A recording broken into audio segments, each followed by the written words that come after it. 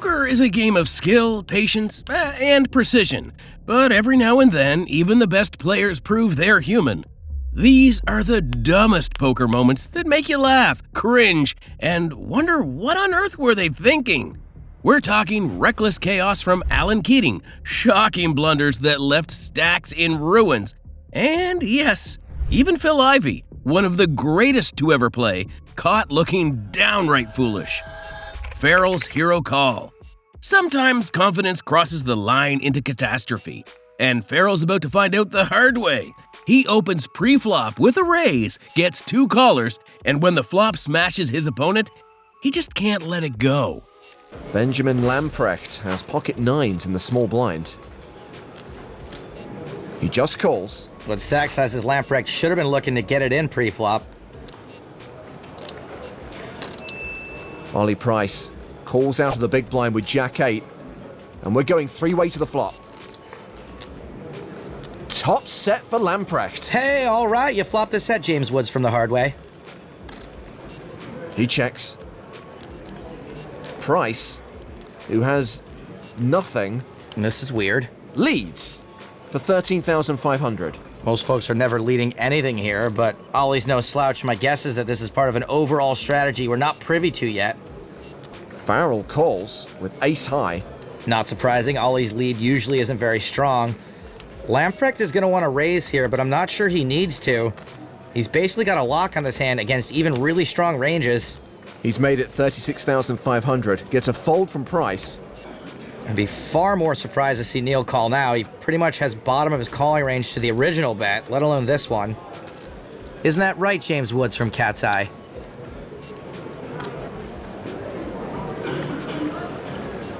Call. Well, I guess we're going to the turn. No, and James Woods from Videodrome looks kind of sick about it. I don't know why. 8 of hearts on the turn. Puts a flush draw out there. Should be a pretty easy shove for Lamprecht. He's got about half pot. All in. There he goes. Ooh, piece of candy. And I guess Farrell feels he's getting a good price. He might think he has to call, and he probably hates it. Could just be dead. This could be fun. Calling on the flop was probably the worst decision by a Farrell since the movie Phone Booth. But unlike Phone Booth, this is not going to buy this Farrell a new house. He calls. Considering that. To have the show. I did not think you would have that. It's on TV. And Neil Farrell is drawing dead. Lamprecht will double up here. I would have lost all this stuff. You could have shoved it anyway. Ignoring every warning sign, Farrell calls a big raise and digs himself into a hole. He's drawing dead, but pride won't let him see it. When the shove comes, he convinces himself it's a hero call, but in reality, it's a disaster in slow motion. Phil looks foolish. Even legends can misread the moment, and this time Phil Ivey ends up second-guessing himself a little too much. Pre-flop, he's already in a tough spot, but when the flop hits, it's Haxton who seizes control. Dominated ace deuce of spades. And there's a deuce in the door, and wow, what a flop for Phil Ivey. 9-4 deuce, 2 spades. He's not really dominated anymore after that flop. That's just about the best possible flop you can get for the ace deuce of spades. And Isaac, the right thing would be to continue with his betting here. That is 160,000. 160,000 over to Phil Ivey. And you're right, Grant, caution it is. He makes the call. So we will see a turn card. It is the 5 of diamonds. That's an interesting card also. Phil hasn't shown any real aggression yet, so I don't think Isaac can be too scared about the 5 there. In saying that, Phil's call out of the big blinds, he could literally have any 2 cards knowing Phil Ivey.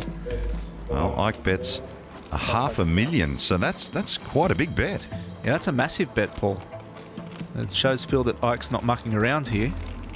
Well, the last hand, Phil Ivey doubled up through Ike Haxton. He won't want to see the chips go the other way.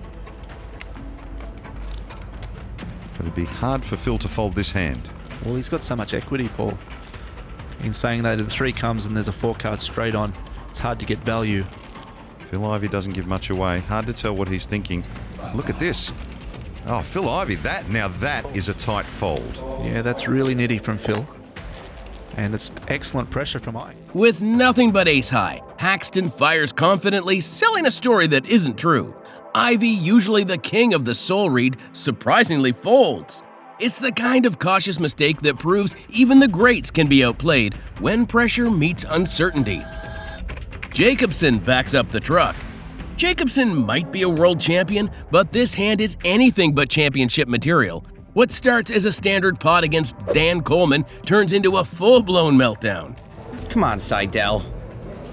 Grow a beard. Also show us your whole cards. Well, whatever he has, he thinks it's worth a call on the button. Martin Jacobson in the big blind has ace-7 offsuit. You've probably got no choice but to defend a medium ace here, even though you can't love it. He calls as well. We're going 3-way to the flop.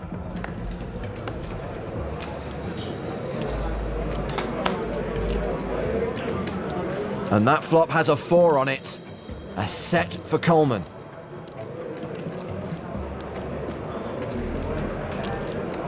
What's Martin doing? He should be checking here. This is bad timing. He leads the flop for 77,000. I like a flat call here from Coleman because I think Martin's donk leading this flop with a bad hand way more often than a good one. So if Dan raises, he probably gets 2 folds way too often, which you don't want. You want Martin to keep bluffing.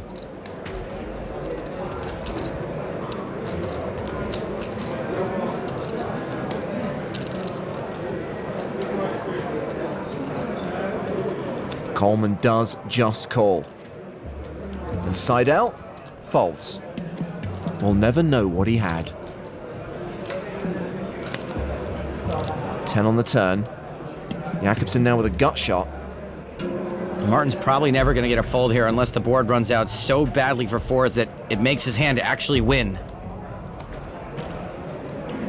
He's betting again with just 9% equity. 155,000. There's not much more reason for Dan to fold now than there was on the flop. 7-8 got there.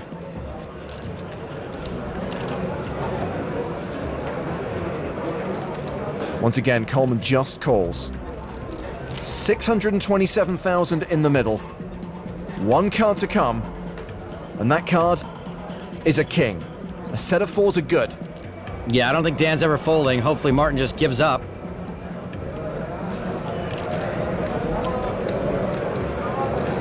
He bluff shoves. Or he just blasts off. Probably not going to work. Quick call from Coleman. And Jacobson's out. I think he got me out. Let me just calmly take a second before exiting this 50K. Coleman flops a set, and Jacobson somehow decides that's the moment to go to war. Jacobson's just lighting money on fire. A dumb, overconfident move that proves even successful players can drive straight into a brick wall when ego takes the wheel. We searched far and wide to bring you the dumbest moments in all of poker. And now it's your turn to help out. Hit like and subscribe to help us keep the cards and the content coming. When fun meets frustration, Tyler and Ben collide in a hand that's equal parts comedy and chaos. Silly, yes, but exactly the kind of table energy that makes poker so entertaining. What starts as harmless banter quickly turns into a circus. It's the perfect reminder that poker isn't always about math and mastery. Sometimes it's just about laughing through the madness. Well, Ben's just had the 2 4s, but now he picks up 2 10s the very next deal. Jake taking a break. Tyler Patterson with ace-jack. He's going all in. Wow. He threw the bounty badge out there on the table. That might make a difference. That means if anybody busts him in this pot, they collect $2,500 in real cash to go along with all his chips. I need a count from both people. Marvin, ace-6. Oh, kidding around. The duck man. I definitely want the bounty. And Ben, of course, has to make this call. Need a bounty. Well, Ben wants the bounty, but he wants Tyler out of this tournament and wants his chips. Wow, the money just thrown in there. Holy Nice cow. Malloy. I have to go to the bathroom. You're due, Ben. Touch the. Hey, Right there, Ben Zamani leaving the room. He's gone. He's going. Going to the restroom. His work is done, Vince. He got it all in. He can't do any more than that. Pretty good. Tyler, touch the duck, man. I got to touch Duckman? I don't know that. I mean, whatever helps, man. Thanks, Duckman. Now look at Tyler has touched the Duckman for apparent luck. I'm not going to wash my hands. And the flop is a 6-6-4. No luck for Tyler. In bad shape right now. And he catches a jack. Wow. Lightning on the turn. Duckman does it for you, I'm telling you. Duckman. I should be touching myself more often. What a card. All right. River card is an 8 of diamonds. Ben, come back to the room. Well, Ben's going to come back and see he's got a very short stack left after that.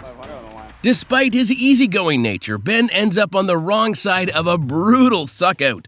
The nonsense flows freely, the laughter doesn't stop. And at the end of the day, the cards remind everyone who's really in charge. Daniel's poker face. Daniel's poker face might need a little work. He's struggling to hide every flicker of excitement, and it's painfully obvious to everyone watching. From his nervous chatter to the grin he can't quite suppress, every move gives off the same message. He's holding something weak and hoping nobody notices. And this is a raise to 6,400. Steve Silverman has aces again? Steve Silverman is picking up more hands than the janitor at a mannequin factory. Look at Daniel, all unsuspecting. Silverman likely to re-raise. That's a 3-bet to 18,500.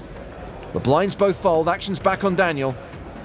This is a pretty big 3-bet from Steve, but it could be because he knows Daniel's a guy who hates folding like a teenager hates turning off his cell phone. Go for it. Negreanu 4-bets. 48,000. This is ill-timed at best. I see all the kids on TV do this all the time. It's just 4-bet, the guy 3-bet, they 4-bet. Oh, 4-bet. Huh? 4-bet, I don't slam They the chips. they don't slam. I could say Daniel's giving something away, but the great thing about having aces is that you really don't have to make reads. I can't even keep a straight face. Look at this. Kale box. That's what they call me. Nobody calls you that, but we are about to start.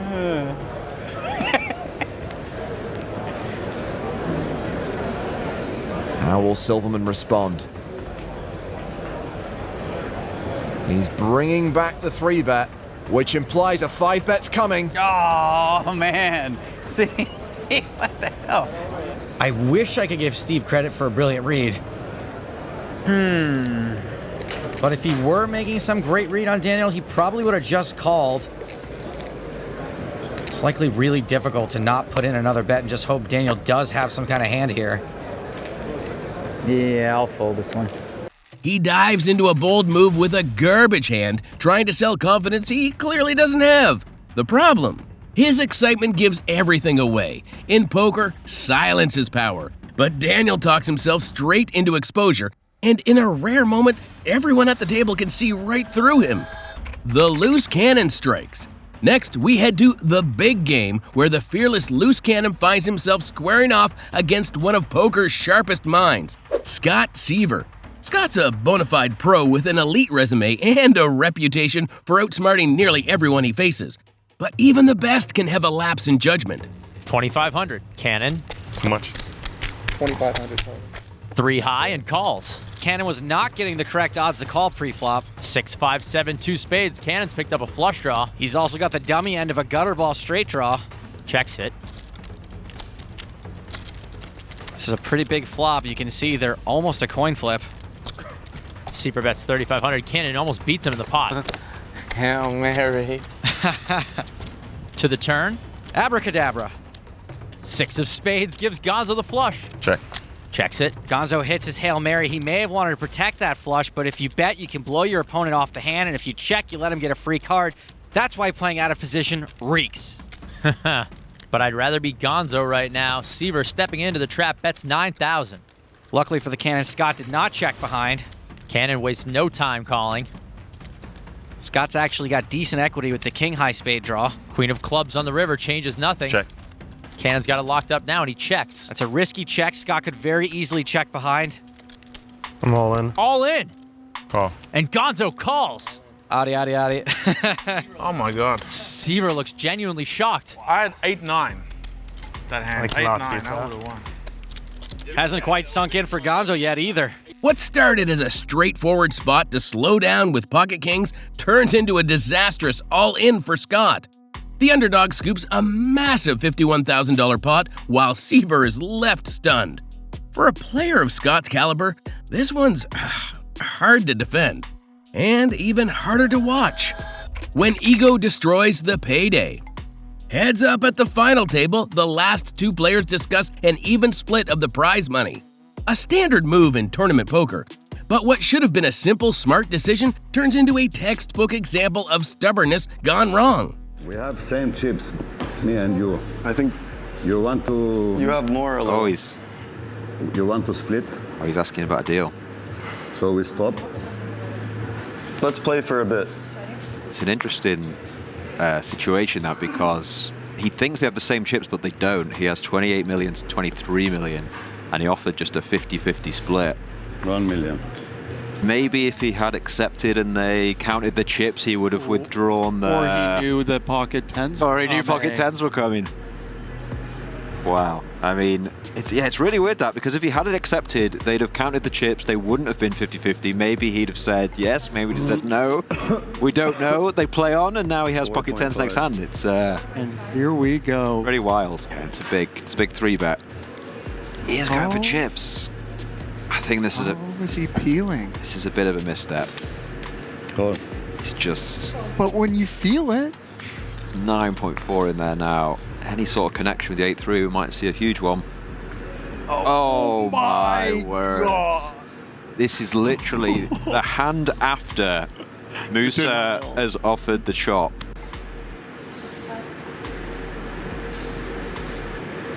$3.5. Whoever... $3,000,005. Whoever wins this hand is just going to have all the chips, you know. Yep. It's Musa wins it, it's done, and if Wakil wins it, then it's not done. But you know, he's... Let's finish the game. All in. Oh my word! Oh, there it is. Wow. I mean, what a boss move. Yep. Let's finish the game. What I'm a all line. in. Yeah. What a line. Stands up. What do you have? When you call, you will see. I wouldn't like to predict what he's going to do. The more he thinks about it, the more I'd say he's going to lean to fold, but his first instinct was definitely call. It was. This is for $1 million. Yeah. It's like 350k difference, first and second. Okay. He says okay. Oh my goodness. He calls? He's called. Oh. No jack. Here we go. He hears the great news. Do you have a jack? No, I don't. Oh. 62% of the time he holds. 38% of the time, J-Dubs will have a champion. $1 million champion. $1 million champion. What a hand. Brick. King of diamonds is no good. Club comes and Musa will take it. Otherwise, it'll be a bit chilly. Oh my God! Yes! Oh my God! 6 of clubs. Wow. For Musa Ahmad. Wakil turns down a deal that actually favored him. A dumb move no matter how you slice it. Minutes later, his luck runs dry and he's sent packing, watching hundreds of thousands disappear in one brutal hand. It wasn't bad math, it was bad judgment. Fall of a poker pro. Ryan D'Angelo isn't just any player, he's a WSOP bracelet winner with millions in live earnings and a reputation for sharp instincts at the table. But even great players can look foolish when ego takes the wheel. He should get Zamani to fold the ace high. I like that. Should get Zamani to fold, but he doesn't. He makes the call with ace high, and the rivers are blank. Ace high's good. Ace high is good, but it's going to be pretty tough to win with this. If he checks, he's going to have to bet to win this pot. Yeah, I think if D'Angelo decides that he's going to get involved here, he should be raising. Instead, he calls. You win. He calls. I guess he puts him on 6-7 or 5-6 here. No, Ryan's sister. He's lost. Oh my god, I called you with queen high, dude. Queen 6. Oh my god. Oh god, that hurts. I thought I might have the best hand. I didn't think he'd call with the worst hand. You're so bad. What are you doing? What are you doing? Is he talking to himself or Ben? It's the sickest thing ever. Like, oh my god. You really called pre with that? So bad. Oh, he's talking to Zamani. Wow. You 3-bet queen 6 pre, so I don't think you can point fingers. Yeah, I guess, but that's the sick. What are you doing, Ben? Oh my god. I think it's time to move on, Ryan. What are you doing? So bad. D'Angelo goes for glory with a so-called hero call, and it backfires spectacularly. Chips vanish, confidence crumbles, and the pro's composure goes right out the window. Rather than take it on the chin, Ryan spirals into a full-on tantrum, mad at everyone but himself. For a player with his resume, it's a downright dumb moment. A painful reminder that no matter how many titles you've won, tilt doesn't discriminate. Alan Keating, King of Chaos. This hand isn't brilliance, it's brainless. Alan Keating, true to his reckless nature, decides strategy is optional and barrels headfirst into Neymar. Yes, that Neymar. The global soccer superstar and part-time poker player with a growing reputation for reading people. It's one of the dumbest moments you'll ever see on Hustler Casino Live, and that's saying a lot. Oh, you fold to Keating? Don't fold to that guy. There we go, boys. Look at these hands. There we go. Ace Jack's a monster. Calls, you know? Anyway, 4 ways to the flop. Take it down. Bunch of diamonds. Keating looking good. Gut shot for Ninja.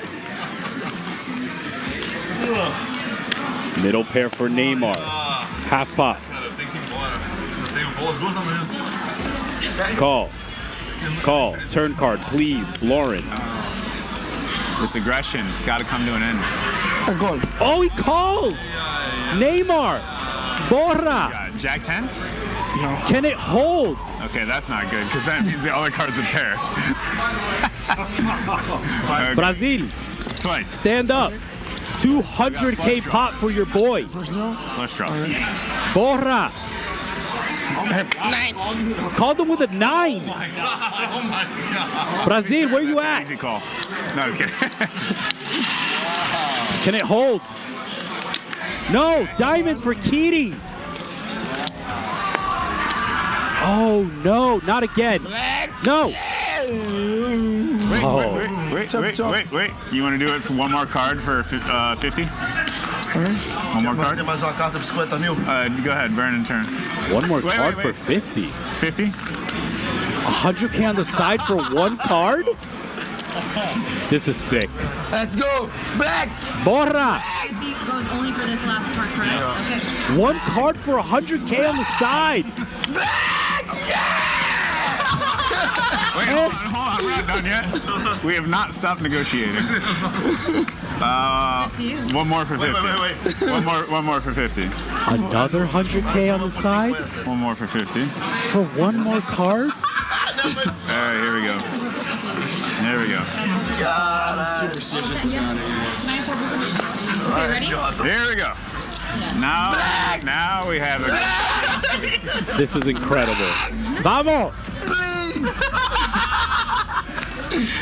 Vamos, Brazil! Okay. Black! Brick! Borra! How did I lose so much in this hand? It's crazy. Yeah! Brazil! Wait. One more time. One more time. Let's go. What is going on? Another 100K on the side. Just one more time. One more time. Wait. You gotta love Keating. Black. There's some diamonds in there, right? Still 13 of them. Last I counted. Black. Another one. Jeez. Black. Another brick. Neymar! How big is this pot? I know, I'm running out. All right, we've gone this far. We can go one more, right? Okay. Brazil, you with me? Alrighty. Another What is this? 100K on the Mine, side. is it? Oh, because I won the first one. Oh, wait, hold on. This one's for 75, isn't it? This one's for 150 on the side. This one's for 75. Another river card, please. Let's go! Black! Two black! Ah, yeah! Brick. Neymar does it again. Stack's been eviscerated by my own hubris. Oh my. All right, last one. Last one. Neymar, you're a savage. Neymar. All right. Please see it. Absolutely burying Alan Keating. Hold on. 60. 120 on the side now. Look at this run out. He won the first one and never again. Three. All right. Keating is all in. Neymar, Brazil, Borra.